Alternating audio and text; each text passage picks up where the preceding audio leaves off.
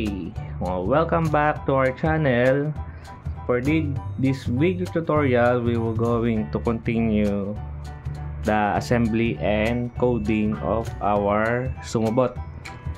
So, for the past video, yung part 1, inassemble natin ang ating Sumobot kit.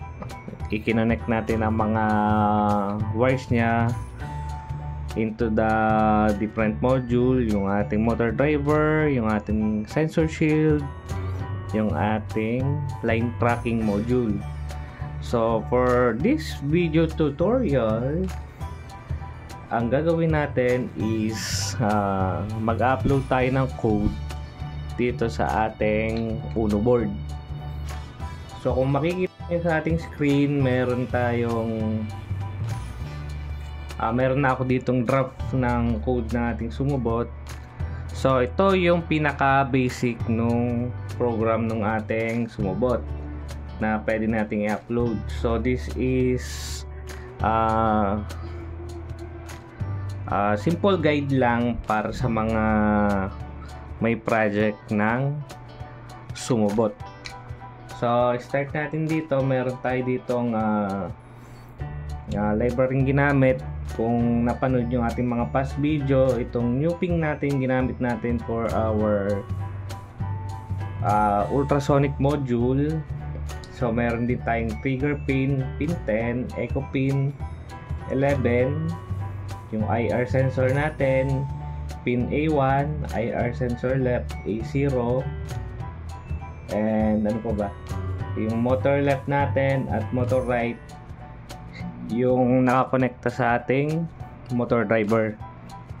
So makikita nyo naman dito, kung hindi nyo pa napapanood yung ating part 1, yung may diagram ng ating Sumobot, so I encourage you to watch that video first before continuing sa video ito, kasi ito yung coding part na. Pagaganahin na natin yung ating Sumobot. So okay, so dito sa ating setup, actually ito nga palang code na ito ay kinuha ko dun sa ating obstacle avoidance, and inedit ko lang ng konti yung mga code. So may mga naiiwan pang ganito. So tama natin for our Sumobot kasi mayroong mga variables na hindi na natin kailangan. So okay, so pag pin mode ang ating nakita dito, ito yung declaration natin kung input or output yung ating pin. So itong motor left 0 pin 2 ang output, tapos parehas motor left. So itong isa ay motor right naman. So baguhin na natin ngayon dito. Tama na natin. So itong ating code na ito, magbibigay ako ng link sa description para magamit nyo kagad yung code na ito. So digital right, ang ibig sabihin nito is nag-output na tayo ng low or 0 volts sa ating pin na yun. And then analog right naman dun sa kabilang pin ng motor driver. So bakit analog pin ng aking analog signal ang aking gagamitin dito, PWM pins? Kasi ang gagawin natin dito sa ating Sumobot na ito is pag walang nade-detect ang ating ultrasonic, ang gagawin niya, medyo mabagal ang kanyang pag-forward. So, ganon. Ngayon, kapag may na-detect yung ultrasonic natin na malapit sa kanya, i-pull power niya yung ating mga motors para mas mabilis at medyo merong force yung ating wheels patulak. So tatawagin natin yun na parang push, yung na-push na ng Sumobot. Pag may nakita siyang isang another Sumobot sa kanyang harapan, mag-increase ang power ng ating mga motor. So mapupush niya yung another na sumubot. Okay. So dito naman sa ating IR sensor, since siya ay sinesense niya yung linya, so siya ay input pull up ang ating ginagawa. So input pull up, ang normal niya ay nakasignal high ang kanyang detect. Then kapag may na-detect yung ating infrared, magsi-zero siya. So inverted ang kanyang signal. So yung infrared natin, kung makikita nyo dito, yan, nasa ilalim dalawa. So kapag na-detect niya yung black line sa kanyang right, ang gagawin natin, iikot siya pabalik dyan, and then forward na uli. So kapag sa right naman, iikot siya, pag na-detect yung left na infrared, iikot siya pa right, pa right, then forward na uli. So basically, iniiwasan lang niya yung line para hindi siya lumabas dun sa linya ng ating sumubot. So kung makikita nyo naman, ang mga sumubot competition, meron yung linya na black line kung saan hindi dapat lalampas doon yung ating mga sumubot. Pag lumampas ka doon, ibig sabihin talo yung iyong sumubot. Okay. So meron tayo ditong get distance. Ito kasi nagset ako ng isa pang function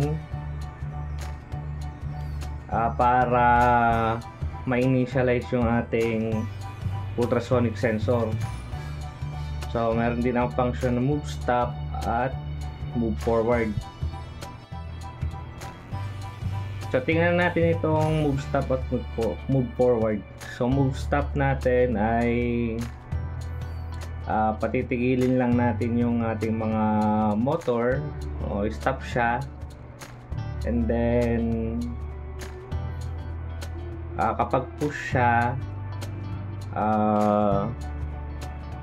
parang yung isang signal dun sa ating motor driver naka-high, then yung kabila niyang pin ay naka-zero, so full power. Pag hindi siya naka full power, ganito itsura niya. So naka 150 lang. Pakita natin mamaya kung ano ang difference ng pag ganito ang settings ng code nyo at saka kapag naka ganito. So basically itong line of code nito, ginamit ko to dati dun sa ating line following na smart car. So parang ang code na ito pinagtagpi ko lang din para makagawa ng ating basic code para sa ating sumubot. Pag turn left, yung isang motor right high, tapos yung isang motor right, dahil ito yung right 0 at saka right 1 naka-high, tapos 0 yung isa, tapos yung kabila namang left 0 at saka 1 naka-low yung isa, tapos naka-high yung isa. Kasi ang equivalent ng digital right na high sa analog right ay 255. So kapag ito ay naka-digital right na low, ang kanyang equivalent sa analog ay analog right na 0. Okay. So get distance, ito naman ay library ng ating ultrasonic. So kinukuha lang natin dito yung distance. So para matest natin yung code, naglagay ako dito ng mga serial.print para makita natin yung behavior natin ng ating sumubot nang wala pa siyang battery. Okay, so try natin isaksak yung ating USB cable sa ating Uno board. So dito yan. Okay. So once na plug in na natin yung ating USB, pwede na natin buksan yung ating serial monitor. Saan natin ito?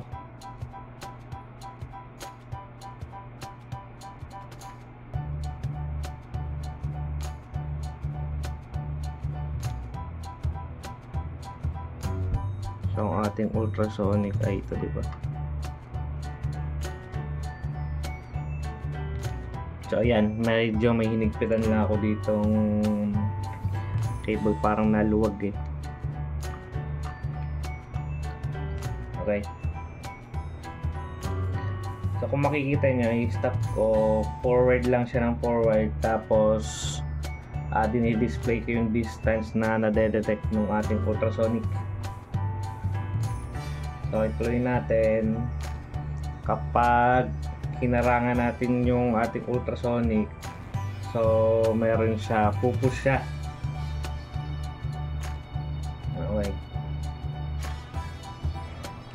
So difference ito dahil nang wala pa siyang battery, hindi pa naandar itong ating mga wheels, kung mapapansin nyo.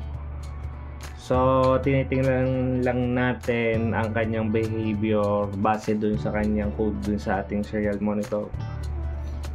So para ma-set up natin din yung ating infrared sensor, since black line yung dinedetect niya, hanap lang tayo ng black na material. So dito sa akin meron akong notebook black na pwedeng bond paper na black, etc. So patong lang natin yan dito. Kung mapapansin nyo yung ating signal ng saline tracker module natin, ang ginagamit kasi natin dito ay D1 at saka D2. Since nakatapat sa color block yung ating infrared, parang nabubulag kasi yung infrared sensor pag napatapat sa black. So kung makikita nyo, kapag iniiwas ko sa black, nailaw na yung ating D1 at D2. So kapag yung left lang ang aking pinatama sa black, yung dito walang ilaw, tapos yung D1 meron. So kapag binaliktad ko naman, so ayan. So ang gagawin lang natin dyan para may calibrate natin, so meron ako dito mga potentiometer kasi iba-iba ang setup natin eh. So halimbawa ganyan ang nangyari sa inyo, yan. Kapag nasa black siya at merong ilaw parehas, unti-unti lang natin galawin itong ating mga trimmer dito hanggang sa mawala yung ilaw dito. So yung D1 okay na, tapos yung D2, yan. And then kapag nawala na siya, try nyo uling ilapat sa surface nyo na hindi black. Kapag siya ay nalalapatan ng black, dapat nawawala yung ating ilaw. Okay na. So ganun lang pagse-set up ng ating sa infrared sensor. So okay ang ating code. Then ang susunod natin gagawin dito is, since nakita na natin itong ating behavior dito, ang gagawin ngayon natin is lalagyan natin ngayon ng battery itong ating sumubot. So first is to disconnect the USB cable.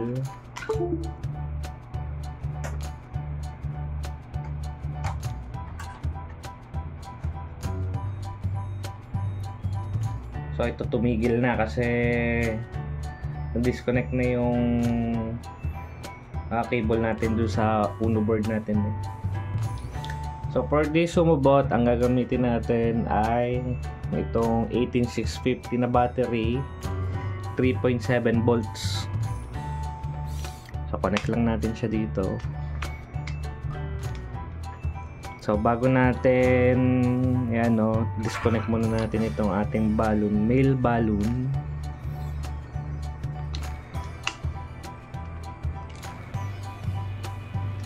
Okay. So kapag sinaksak nyo na yung battery, nakailaw yung ating motor driver, pero yung ating uno wala pang ilaw. So kung paanda rin na natin,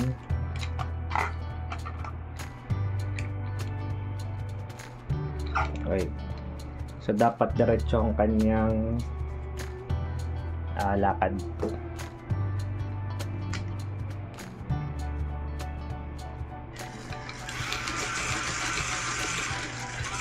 Okay. So, nakita na natin ang behavior ng ating sumobot. So, sa halip na forward siya, paikot siya ng paikot.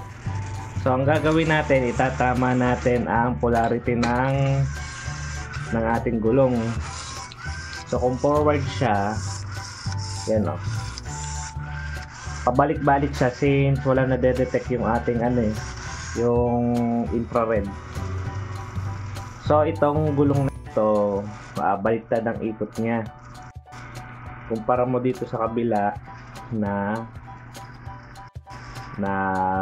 tama ang ikot niya. So, ang gagawin natin, itong polarity ng motor na ito, babaliktarin natin. Okay? So, hugutin muna natin ulit. Okay. So, ito ang ating babaguhin, itong ating left side. So, tuntunin lang natin kung alin ba dito ang left side. So, ito yung sa left side. So, i-correct na lang natin yung ating block diagram later on. So ito, babalik na rin natin yung polarity. So okay din naman ito dahil nang nakikita nyo kung paano nyo i-troubleshoot yung kapag baliktad ang ikot ng inyong mga wheels. So kapag binaliktad natin to, dapat yung behavior ng ating sumobot na magtatama na.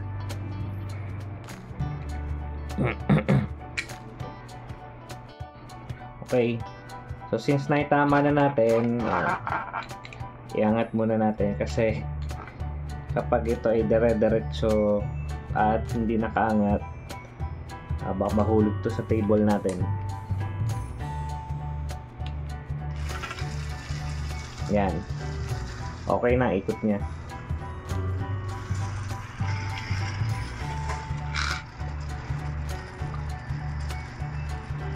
So kapag hinarangan ko, di ba ito parang low speed siya na forward. So ang gagawin natin kapag naharangan yan, nabilis yung ikot niya. So yan yung tinatawag nating na-push yung ating sumobot. Pag may na-detect siyang object sa kanyang harapan, mas magpa-power up itong ating DC motor para mas malakas ang push niya dun sa opponent na sumobot. So kapag in case na isa-simulate lang natin ito yung ating kapag nawawala sa linya. So ang gagawin natin, kunin muna natin yung ating notebook since wala tayo ditong black na linya. So halimbawa ito yung aking notebook, ito yung linya.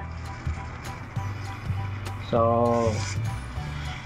kung maobserbahan nyo yung gulong natin, kita nyo ba? Kapag ito ang lumapat sa black,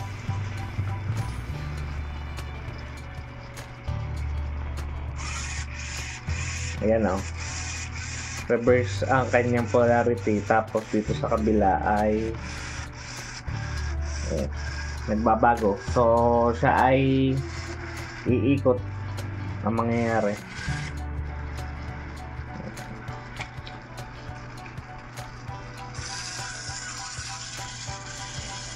So testing natin ng nakano. Yeah.